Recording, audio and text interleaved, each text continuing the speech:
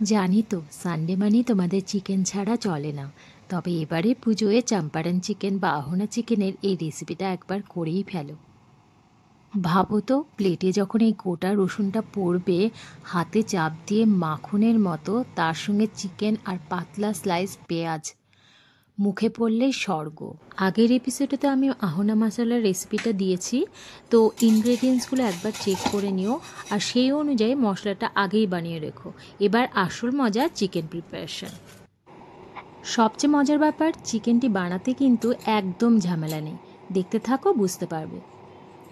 বড় স্লাইস করে কাটা পেঁয়াজ 3টে, আদা রসুন কাঁচা লঙ্কা পেস্ট, নুন, জিরে গুঁড়ো, ধনে গুঁড়ো, চম্পারন মশলা, হলুদ, লঙ্কা গুঁড়ো, তেজপাতা, গোটা গরম মশলা আর 1 কাপ মতো সর্ষের তেলকে ভালো করে গরম করে সেই মশলার মিশ্রণে ঢেলে দাও আর ভালো করে মেখে নাও।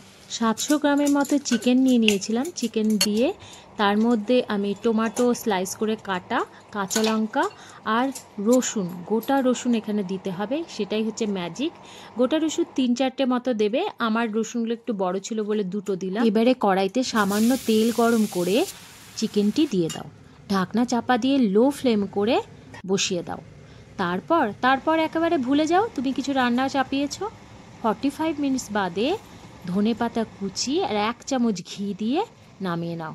আর দেখো ম্যাজিক, সরু চালের ভাত, পাশে হালকা স্যালাড আর চম্পারন চিকেন।